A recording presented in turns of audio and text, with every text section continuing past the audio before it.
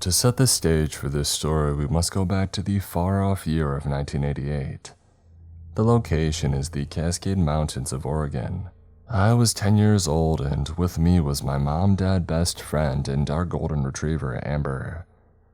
We were very much an outdoor family and had many camping trips before this and since, but to this day, when I think about it, I still remember the terror that I felt that weekend so long ago. After a brief talk with my father recently, it kind of came back to the front of my mind. He also was able to fill in a few details that I had forgotten about. This holiday was like many others. We had packed up the station wagon with everything that we would need for a hike into one of our favorite lakes to camp at. To make this trip even more exciting for me was the fact that it was my birthday weekend, and I got to pick this lake. After we arrived at the trailhead and got our packs on, my dad got his sidearm out and strapped it onto his belt. In Oregon, open carry was permitted in national forests, and my dad always had a gun in his hip while in the woods, which always added a sense of security. We had a close call with a bear one time in which it came in handy. The lake was about a 4-mile moderate hike through thick forest, but the trail itself was well maintained and was never very busy, so it was going to be a very pleasant hike in. We started off on our hike, and back in the 80s, it was not uncommon to have your dog off the leash on the trails in the forest, so we let Amber run and do her thing. She was a good dog and never ran off for too long or jumped on people.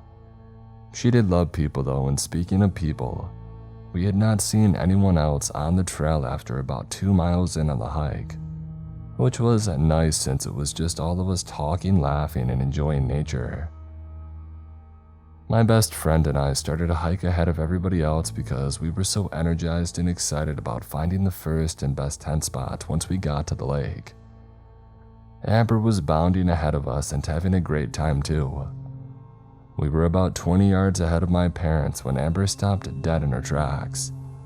I thought that she maybe saw a chipmunk or something, maybe a bird, but her hackles came up and she let out the lowest of growls. She never growls, so we stopped walking, and I thought maybe a bear or a deer or something was just off the trail and she saw or heard it. We immediately started walking backwards, and my parents caught up to us. My dad asked us what was going on, and I told him that Amber is up the trail and is growling at something. He tells us girls to stay back with my mom, and he walks ahead to where Amber was at on the trail. My dad gets up to her and looks around. I hear Amber whimper a bit while looking off the trail. My dad comforts her and calls her back and walks back to us. He says that it must have been an animal and he did not see anything right off the trail or ahead of us. He says to let him take the lead, and we continue to hike. It didn't take long before it was forgotten, and Amber and the rest of us are always having a good time again. We arrived at the lake, and much to my delight, there was nobody else there camping. The water was clean and blue, and the shade from the trees made the whole scene perfect.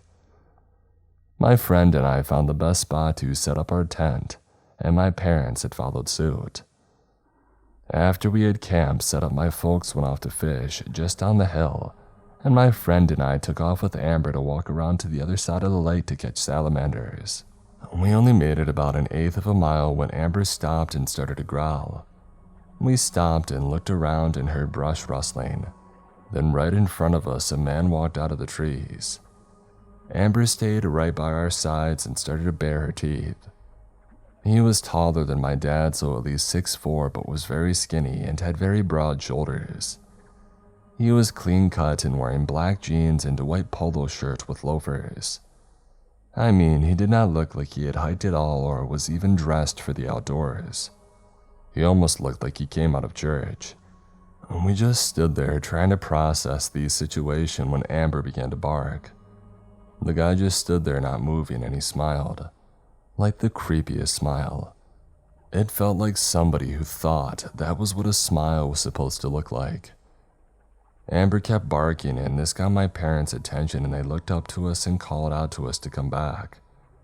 We listened and started to walk back towards them. My dad met us halfway and told us to go back to the campsite and that he was going to go talk to this guy. When we got back to our camp and my mom sat with us, I could hear my dad asking the guy if he needed help or he was a fellow camper who had just set up a camp away from the lake. My dad was being polite and calm, but I could see that he was on guard and trying to feel out the situation. Now's the time to mention that my dad was ex-army and can be very intimidating when needed. The conversation continues. The guy told my dad that he was just on a walk and didn't mean to intrude on us. The guy says goodbye and walks back into the woods. My dad walked back to camp, sat down and told us that he thinks the guy may just be a yuppie camper and does not know much about the outdoors. But my dad said that he got a weird vibe off him, and he would be keeping an eye out for him. Amber stayed by her side and was calm, yet she kept looking towards the direction that the guy went. A bit more time goes by and we have a nice campfire going and the sun was starting to set. We cooked some dinner and made s'mores afterwards. My friend and I decided to go to our tent and read some books, and to tell each other some scary stories. Amber followed us to the tent and laid right outside of the door. My parents walked down to the lake to sit, have a beer, and just chill. They were never more than 50 yards away. Not long after my parents walked away, I heard Amber start to growl and then we hear footsteps coming from the woods behind our tent. My friend and I turn off our flashlight and go quiet to listen. The footsteps stopped at the edge of the woods. We then hear heavy breathing and a grunting sound. Amber starts to bark and we then hear the footsteps retreat to the woods. Amber whimpers a bit and then I hear my parents walking back to the camp. I go out and tell them what happened. My dad said that he heard Amber barking and that's why they came back. I asked my dad what we should do, what's going on, and if that strange guy was the one creeping around. He tells me that we'll see about moving camp in the morning since we still have 3 days left on the trip, and nothing has happened to warrant just leaving. But he said that we'll play it by ear, just be a little more vigilant, and if something changes, we'll decide what to do next. He tells us to try and get some sleep and we all turn in for the night. And the next morning we get up and have breakfast. After breakfast we head down to the lake to fish. It was a beautiful day and we were having so much fun, the events from the prior day were almost forgotten. We decided around lunchtime that we would go for a short hike to the waterfall that is up from the lake. We were gone for about an hour and when we came back, we found that our tents were opened and our sleeping bags were dragged out onto the ground. My dad tells us to hang back with Mom and he goes to investigate. He comes back and says that nothing is missing, but it wasn't an animal that did this. He says that we should break camp, hike back to the car, and find another spot to camp for the next couple of days. I could tell my dad was not wanting to frighten us, but I heard the urgency in his voice. I was really disappointed, but if it meant that we could enjoy the rest of the trip, and not worry about some creep messing with us, well then it was worth it. We broke camp and started our hike back. Dad was in the lead and we were double timing it and made it back to the car in record time. As we walk over to the car, we see that one of our tires was flat. Not a big deal, we always had a spare, but when my dad bent down to start taking the lugs off, we swore that it was not just flat, that somebody had slashed it. And Dad changed that tire in record time and we threw everything into the car, and he goes to turn the car on but it wouldn't start. Dad swears, gets out of the car and pops the hood. He said, "Crap. It turns out that somebody took our spark plugs." An old car like that Chevy wagon did not have internal hood releases. You could just pop the hood from the outside. Dad slams the hood, said some very colorful words, and kicked some rocks. We were stuck and nobody else was at the trailhead. We were stranded. My parents are calm under pressure, and after a few minutes of discussion, it was decided that Dad would start walking down the road until he could hitch a ride to town and go to the auto parts store. Mom and the rest of us were going to wait with the car and look for somebody to hopefully pull into the trailhead and help us. A few hours go by and nobody has come to the trailhead. It's getting hot and we're hungry and tired. My mom makes us some lunch and we go to sit under a tree to cool off. Amber's by our side and was calm, but then we hear a voice. Amber leaps up and starts to whimper. The creepy guy from yesterday comes down the trail and is asking my mom if we need help. My mom tells him that we're fine and that it's being settled and that my dad will be back soon. The creep then tells us that his camp is close by and that he's parked on the old fire road that is near the lake, and asked if we wanted to come back to his camp and wait until my dad got back. Mom sternly told him no and that we'll just wait here and to thank you anyway. He didn't like this. He tells my mom that it's not safe out here for a pretty lady and 2 young girls. My mom, like my dad, is no pushover and asserts herself again that we do not need any help and to please just leave us alone. The guy just stands there, smiles wide, and then turns around and leaves. Now my mom is visibly shaken, and to us girls, we're just a bit scared. My mom comes over to us and tells us that we need to stay close, to not wander, and that we'll be okay. My friend and I are really kind of freaked out and are just hoping that my dad will make it back soon. After about another 30 minutes, the creepy guy comes back. This time, though, he's not alone and has a slightly younger guy with him. And the other guy is dressed as a yuppie camper and has a very stern look on his face. My mother stands her ground as they approach. Amber starts to low growl and her hackles go up. The 2 guys flank us and one of them flashes a gun tucked into his belt. The older guy tells us that we need to go with them and that they were not asking. My mom backs up next to us and without taking her eyes off them, reaches to her belt and pulls out her Bowie knife. My mom said that we'll not be going anywhere and that they need to leave now. The 2 men didn't even flinch at this and said that we will come with them or they'll hurt us. At this moment though, Amber goes from just growling to barking and puts herself between us and them. This makes the guys stop. My mom yells that they need to leave now. They start backing up and at that moment we hear a truck pulling into the trailhead parking lot. At the sight of the truck, the guys start to walk away fast and disappear into the tree line. The truck was a forest ranger and he had my dad with him. My dad jumped out of the truck and ran over to us, asking if we were okay. The ranger came over and asked who those men were and if we were okay. My mom explained everything while my dad hugged us girls and told us that we'll be fine. The ranger took off looking for the men. My dad tells us that he was about 5 miles from the town when the ranger picked him up and took him the rest of the way to get a part for the car. He then drove him back to our car. After hearing what happened, my dad was pissed and wanted to find the guys who tried to take us and that had been terrorizing us for the past 24 hours. The ranger came back and told us that he had almost caught up to them, but they sped away in their truck with a camper in tow. They had been parked behind a small ridge behind the lake on an old logging road. He didn't get a plate, but he radioed a description of the men in their trucking camper to the local sheriff's office. He also took our information and said that he would pass it on to them. He waited with us until Dad had the car fixed and we were able to leave. We decided to not continue camping and instead drive a couple of hours to spend the last 2 days of the trip at the beach and stay in a hotel. A few days later, a deputy called my dad and told him they never did find the men. He said that it was most likely a crime of opportunity after seeing a woman with 2 girls in tow. He was sure that they had been watching us from off the trail and had messed with our camp to judge how my dad would react.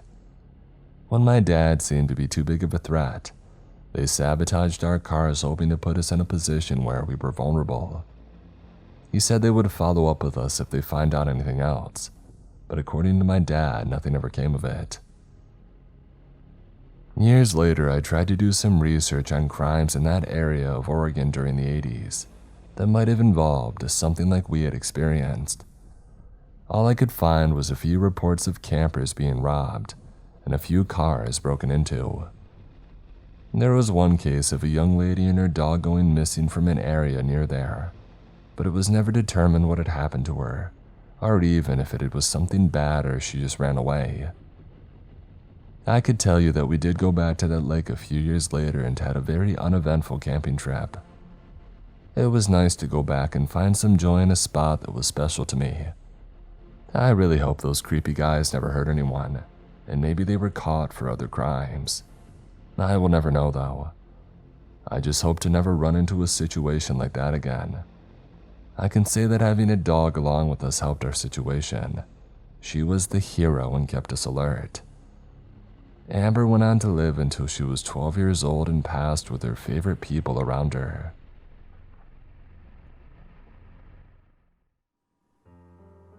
I live in a relatively safe city in Scotland, though I have had several really odd or scary encounters since I moved here 4 years ago. I'm a short, 29-year-old woman, and I work in a pub, so I often get out of work late. On the weekends, I usually head home around 2 a.m.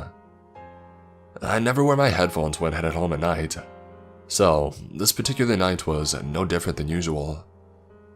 Alarm set, doors locked and checked, said goodbye to my colleague, and then we went our separate ways to get home. I usually cross a grocery store car park to get home. It's well lit. And that night, something struck me as odd. There were a couple of cars that were parked there, which is normal, but something just felt off. I looked over my shoulder and clocked a guy in a hat walking a distance behind me. This wasn't weird, but I decided to keep an eye on him nonetheless. I exited the car park to the main road that I lived off of, but still, I had a good mile or so to go before I reached my flat.